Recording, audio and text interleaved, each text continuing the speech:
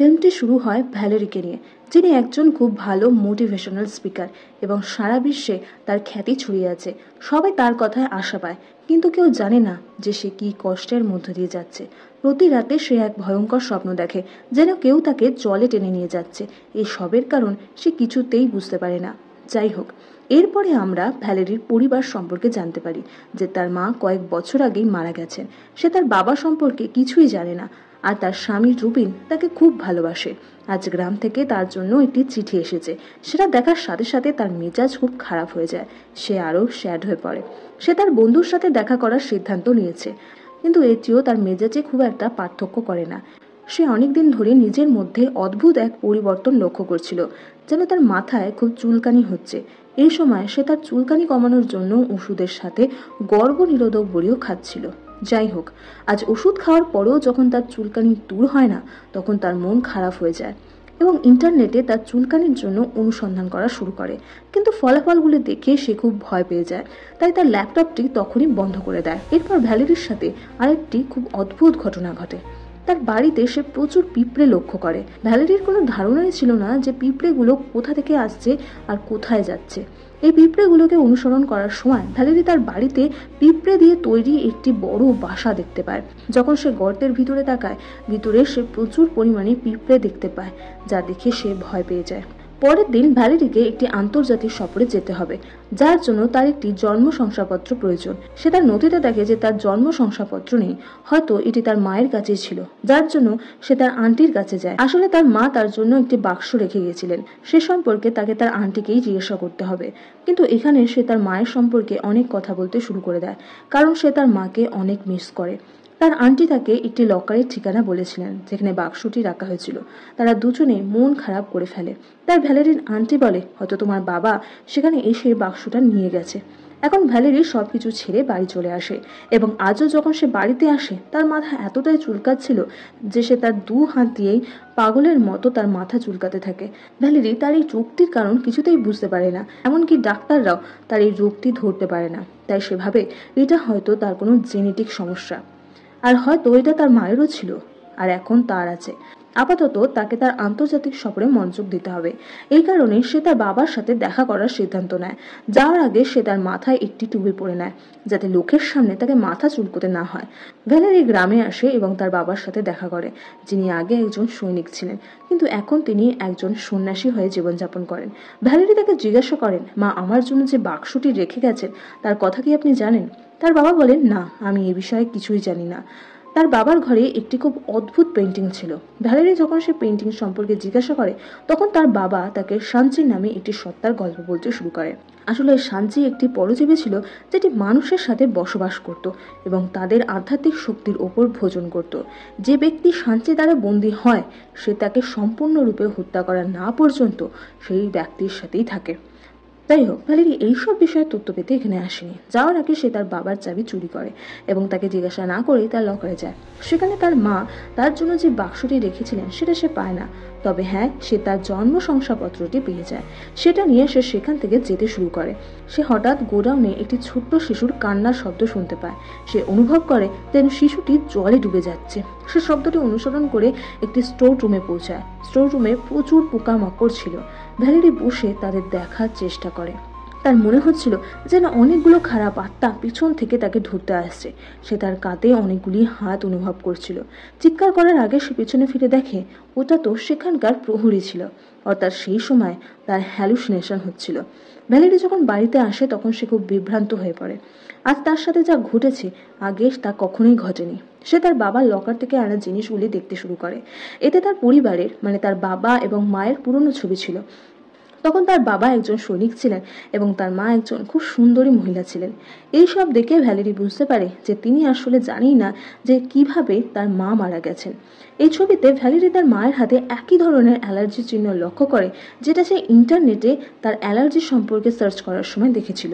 এবার ভ্যালেরি নিশ্চিত হয় যে আজ তার যে রোগটি হয়েছে তা তার মায়েরও ছিল এবং এটি তার মায়ের সাথেই সম্পর্কিত। ভ্যালেরির এই রোগটি তাকে খুব বিরক্ত করেছিল।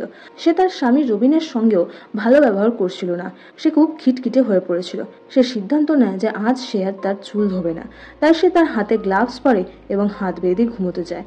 এরপর সকালে এক আচমকায় তার চোখ খুলে যায়। সে দেখে যে তার হাতে কোনো গ্লাভস নেই। সে তার মাথা এমনভাবেই চুলকেছিল যে তার মাথার ত্বক থেকে প্রচুর পরিমাণে রক্ত বেরিয়েছে। এটা দেখে সে ভয় পেয়ে যায়। সে তার মায়ের সেই ছবিটি তুলে তার আন্টির কাছে যায়, যেখানে তার অ্যালার্জি দেখা যাচ্ছিল। এটা দেখে আন্টির মন খারাপ হয়ে যায় আর ভ্যালেরিকে বলে যে তোমার মায়ের ওপর কিছুর একটা অভিশাপ ছিল, যার কারণে সে মারা গেছে। আমি তাকে বাঁচানোর অনেক চেষ্টা করেছি, কিন্তু কোনো লাভ হয়নি। ভ্যালেরি জিজ্ঞাসা করে বাবা এসব ব্যাপারে কি পদক্ষেপ নিয়েছিলেন, কিন্তু তিনি ভ্যালেরিকে তার বাবা সম্পর্কে কিছুই বলে না, শুধু তাকে তার বাবার কাছ থেকে দূরে থাকতে বলেন। কিছুক্ষণ পর ভ্যালেরিকে একটি ফটোশুটের জন্য যেতে হয়েছিল। ভারী আলোর মধ্যে সে দেখতে পায় যে তার সাথে অন্য কেউ দাঁড়িয়ে আছে। এটা দেখে সে খুব ভয় পেয়ে যায়, কিন্তু সে সেখানে কাউকে কিছু বুঝতে দেয় না। সে বাড়ি ফিরে আসে। বাড়ি আসার পরে সে তার মাথা এমনভাবে চুলকাতে শুরু করে যে তার মাথা থেকে রক্তক্ষরণ হতে থাকে। আর রবিনও এই রক্ত লক্ষ্য করে। সে রবিনের কাছে মিথ্যা বলে যে সেরকম কোনো বিষয় না। ভ্যালেরি এই মিথ্যার জন্য একটি অজুহাত তৈরি করে এবং সে ওষুধের ড্রয়ার খুললে তার স্বামী সেই গর্ভনিরোধক বড়িগুলি দেখতে পায়। এটা দেখে তাদের মধ্যে ঝগড়া শুরু হয়। ভ্যালেরিও রেগে যায়, কারণ সে নিজের সাথেই এক প্রকার একটি যুদ্ধ করছিল। সে রবিনকে বলে এটাই ভালো হবে যে সে যেন তার থেকে দূরে থাকে, এবং এইভাবেই তাদের সম্পর্কের মধ্যে বিবাদ তৈরি হয়। ভ্যালেরি এখন তার ঘরে একা থাকে। সে সিদ্ধান্ত নেয় যে সে তার রাতে আর মাথার চুলকোবে না, তাই প্রতি রাতে সে তার হাত বেঁধে ঘুমায়। কিন্তু যখন সে সকালে ঘুম থেকে ওঠে তখন সে চিন্তিত হয়, কারণ রোজই তার হাত খোলা থাকে এবং আজও তার মাথার ত্বক থেকে রক্তক্ষরণ হচ্ছিল। এখন সে বুঝতে পেরেছিল যে তার সাথে যা ঘটছে তার জন্য অন্য একটি সত্তা জড়িত রয়েছে, কারণ সে তার নিজের হাত নিজে খুলে না। ভ্যালেরি নিশ্চিত হয় যে রাতে অন্য কেউ তার হাত খুলে দেয়। জেগে ওঠার সাথে সাথে ভ্যালেরি আবার তার বাড়িতে প্রচুর পরিমাণে পিঁপড়ে লক্ষ্য করে। সে চিন্তিত হয়ে তার বাড়িতে পিঁপড়েদের অনুসরণ করে। সে দেখতে চাইছিল পিঁপড়েগুলো আসলে কি করছে। এ কারণে সে তার বাড়ির দেওয়াল ভাঙতে শুরু করে। তখনই সে তার বাড়ির দরজায় একটা ঠোকা শুনতে পায়। সে দেখে যে তার বাবা এসেছে। তার বাবা ভ্যালেরিকে নিয়ে খুব চিন্তিত ছিল। তিনি বলেন যে তুমি আমার কলের উত্তর দিচ্ছিলে না, আর তাই আমি এখানে এসেছি, কারণ আমি চিন্তিত হয়ে পড়েছিলাম। সে ভ্যালেরিকে তার মায়ের ব্যাপারে কিছু কথা বলতে শুরু করে। সে তাকে বলে যে ভ্যালেরি, তোমার মা খুব ভালো মানুষ ছিলেন, এবং আজ আমি তোমাকে বলবো যে সে কিভাবে মারা গেছে। কয়েক বছর আগে আমি একজন সৈনিক ছিলাম। আমি আমার এক শত্রু সৈন্যকে হত্যা করেছিলাম। সে একটি নারী ছিল। আমি জানি না যে তার মধ্যে কি এমন শক্তি ছিল যে মৃত্যুর পরেও সে আমার মধ্যে চলে আসে, আর আমার কারণেই সে তোমার মায়ের সাথে জুড়ে যায়। আমি পরে জানতে পেরেছিলাম যে সেটি একটি সাঞ্চি ছিল, আর যখন আমি জানতে পারলাম আমি তোমার মাকে সেই সাঞ্চি পরজীবীর হাত থেকে মুক্ত করার অনেক চেষ্টা করেছি, কিন্তু আমি ব্যর্থ হই। তারপর তোমার জন্ম হয়, আর তারপরে সেই সাঞ্চি তোমার মধ্যে চলে আসে। আর আমি জানি যে তোমার সাথে আজকাল খুব অদ্ভুত জিনিস ঘটছে, এবং এই সবের পেছনে সেই সাঞ্চিই রয়েছে। ভ্যালেরি বাবা জানতো যে ভ্যালেরি এসব জানার পরে অনেক রিয়াক্ট করবে। এই কারণেই তিনি ভ্যালেরির চায়ে ঘুমের ওষুধ মিশিয়ে দিয়েছিলেন, যার কারণে ভ্যালেরি সেখানে ঘুমিয়ে পড়েছিল। যখন সে জেগে ওঠে তখনই তার সব কথা মনে পড়ে যায়, এবং সে তার মায়ের মৃত্যু সম্পর্কে অনুসন্ধান করতে শুরু করে। সে তার বাড়িতে খবরের কাগজের অনেক কাটিং এবং জিনিস খুঁজে পায়, যেটাতে স্পষ্ট লেখা ছিল যে তার বাবাই আসলে তার মাকে খুন করে।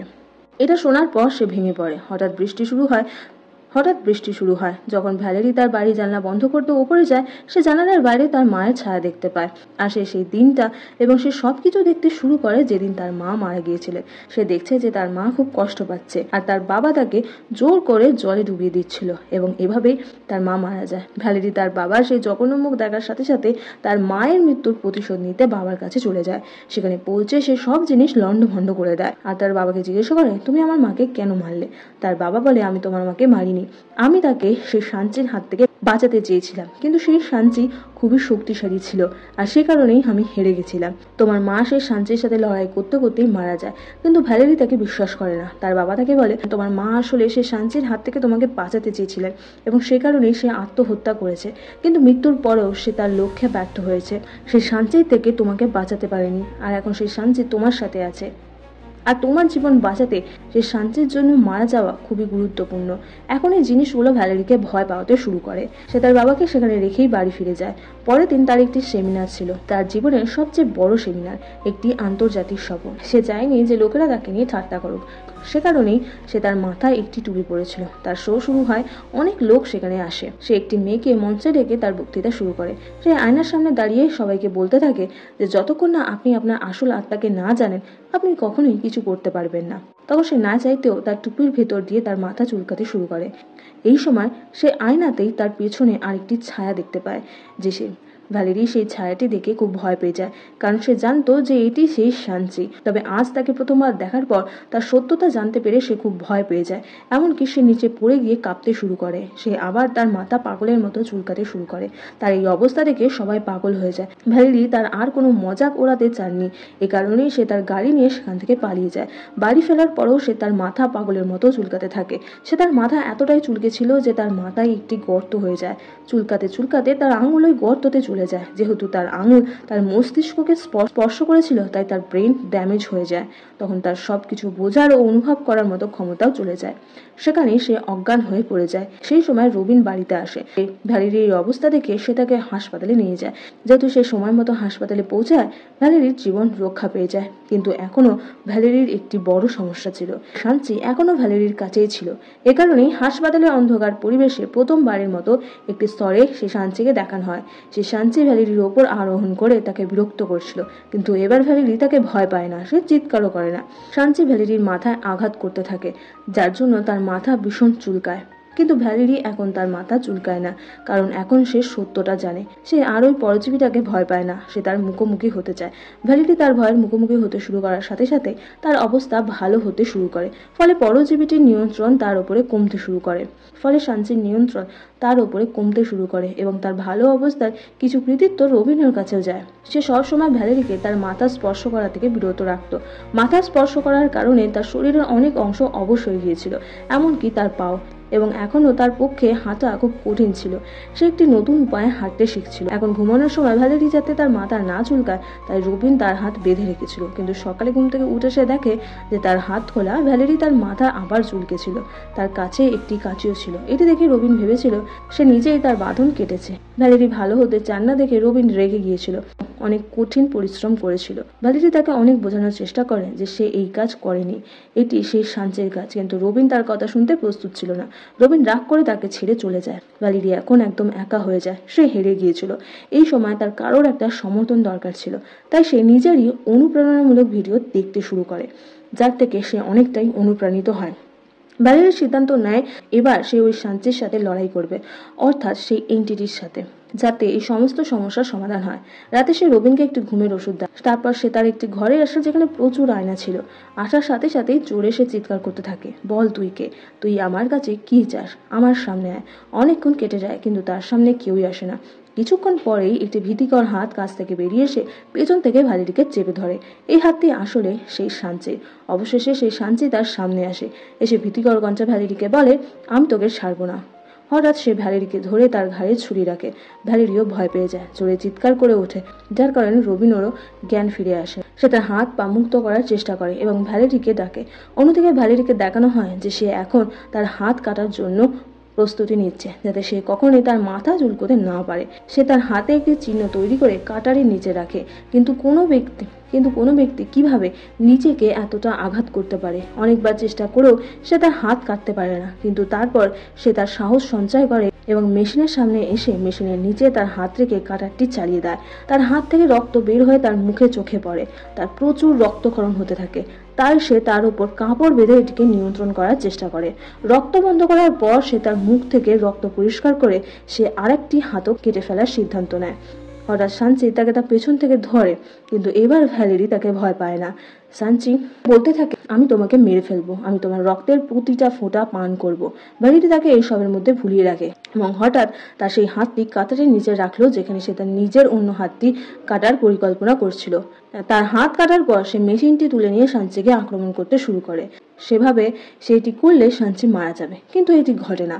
শাঞ্চির সমস্ত অংশ যা তিনি কেটেছিল সেগুলো পুনরায় তৈরি হতে শুরু করে। এখন ভ্যালেরি এই সমস্ত কিছু দেখে ভয় পেয়ে সেখান থেকে পালিয়ে যেতে শুরু করে।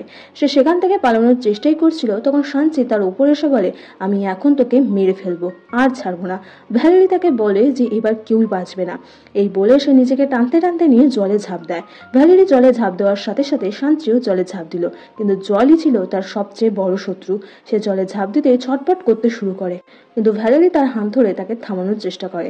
আজ সে বুঝতে পেরেছিল কেন তার মা সেদিন জলে ঝাঁপ দিয়েছিল। সে শাঞ্চিকে হত্যা করতেই জলে ঝাঁপিয়ে পড়েছিল এবং তার বাবাও তার মায়ের মৃত্যুর পেছনে কোনোভাবেই জড়িত ছিল না। তার মা শাঞ্চির কারণে মারা গিয়েছিলেন এবং তার মৃত্যু কোনো হত্যা ছিল না। এরপর দেখানো হয় রুবিন যখন নিজেকে ছাড়িয়ে বের হয় তখন সে ভ্যালেরিকে জলে ডুবে যেতে দেখতে পায়। সে তখন ভ্যালেরিকে বের করার জন্য জলে ঝাঁপ দেয়। জল থেকে উঠে ভ্যালেরি তার কোলে একটি ছোট্ট জিনিস দেখতে পায়। আসলে এটি সাঞ্চির একটি ছোট্ট সংস্করণ ছিল, যার অর্থ সাঞ্চি তার শক্তি হারিয়ে এখন দুর্বল হয়ে পড়েছে। এরপর কিছু সময়ের জন্য তাকে জলে রাখার পরেই সে মারা যায়। গল্পের ক্রেডিট পরবর্তী দৃশ্যগুলিতে আমরা ভ্যালেরিকে দেখতে পাই, যার কোলে একটি বাচ্চা ছিল এবং এটি দেখানো হয়েছে যে হাতটি তার কাটা হয়েছিল সেটা আবার জুড়ে দেওয়া হয়েছে। সে তার সন্তানকে নিয়ে এখন খুব খুশি ছিল। যখন সে তার শিশুকে দুধ খাওয়াচ্ছিল তখন তার ছেলের মুখে একটি ছোট্ট বাঘ দেখানো হয়েছে, যা আমাদের প্রশ্ন করতে বাধ্য করে যে সাঞ্চি কি সত্যি মারা গেছে। এটি দিয়েই এই সিনেমাটি শেষ হয়।